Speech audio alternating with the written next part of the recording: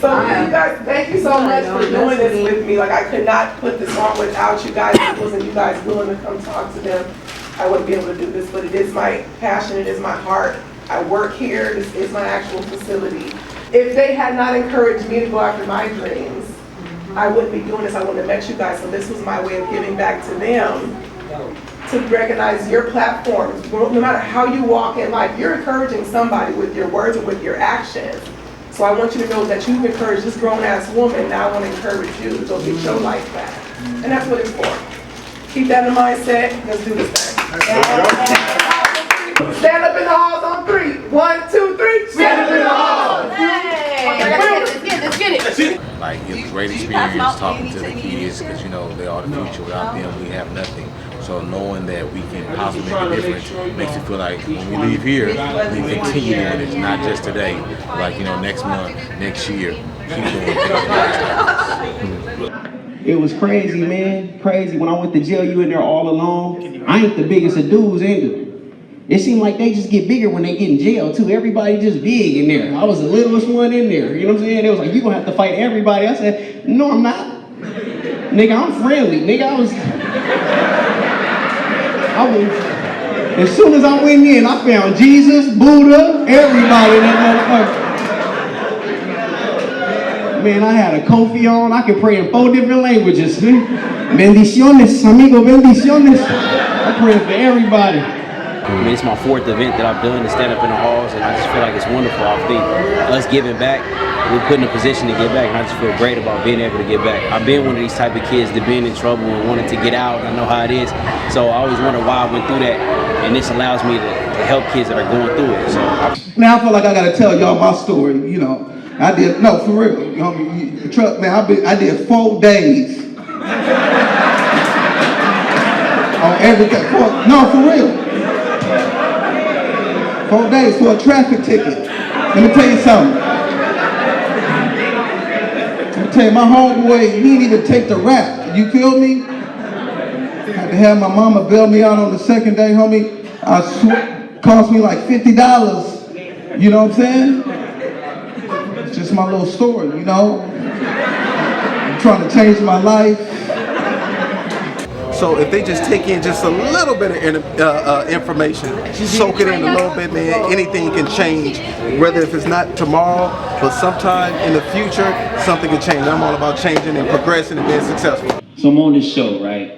HBO, it's with Dwayne Johnson. Y'all familiar with Dwayne Johnson, right? The Rock? Yeah. But he's cool. Sometimes he's too cool, though. He's so cool, he don't like to close his eyes when he sneezes. You know how hard it is to keep your eyes open? Have you tried this? We on set, we filming out in Miami, right? And the sand's kicking up. They said, Dwayne, you ready for your scene? He said, give me a minute. Do you smell?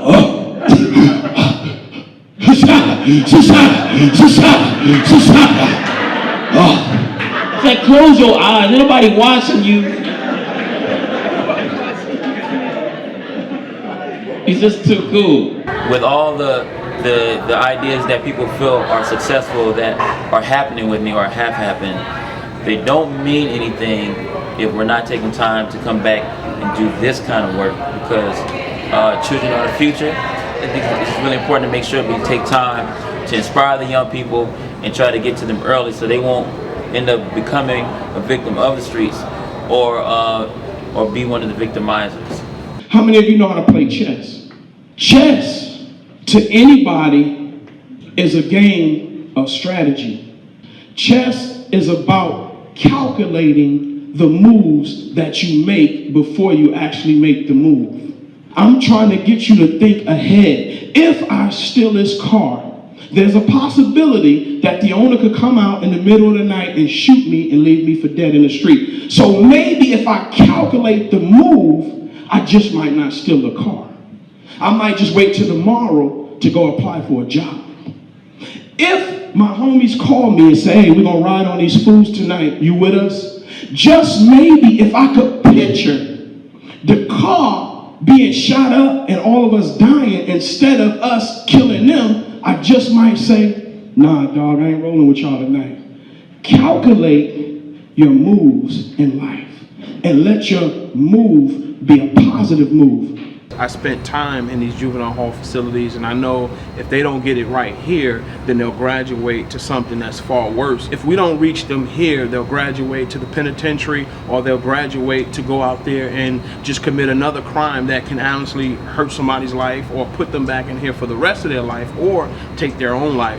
No, the reason why it's so important to me right now is because there's so much going on in the world. And I know you watch the news, you see Facebook, you see people that look like you getting murdered in the street for no reason. You see people like you getting beat up. You see people getting, your reflection when you see it in the media makes you feel like, man, I ain't shit. That's what they do. And you have to be smarter and stronger and know that you are kings and queens, reyes y reinas. You are, and even when they tell you that you're not, you have to believe it and know it and walk in it. Your life is not going to change tomorrow. That's not going to happen. People will lie to you and say, hey, if only you believe, if you have a dream. It's not going to change tomorrow. You got to get out of here and go back to that neighborhood you've been fighting the whole time, right? And it's not easy. The temptation of crime, there's people that are waiting for you so that they can put you back to work and make you their busters, because that's what you are to them. You are cattle. Let me put these fools to work for me. I'm going to live in a fat house and I got these dummies. And if they get killed, I'll go get 4 more. And if they get killed, I'll go get 4 more. And look at how many roles are in here. Do you see what's happening? Are you paying attention? It's not funny, right? It's not funny. This is the only audience that I perform for.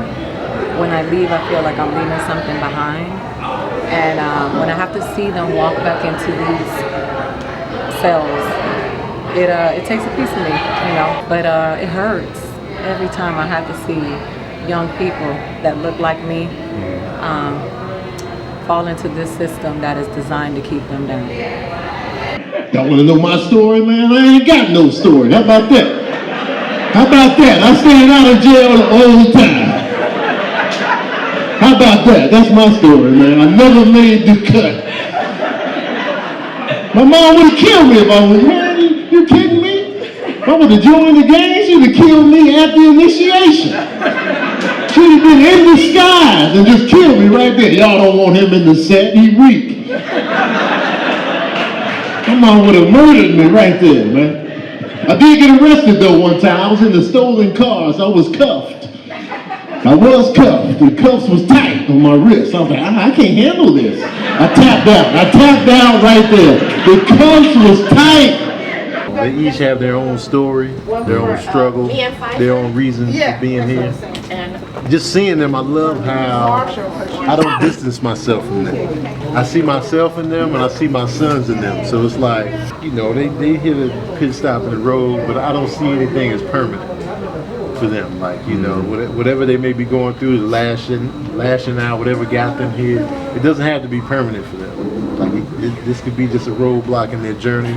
You know, I just want to be optimistic for them. Like, it's a spirit of, you know, optimism.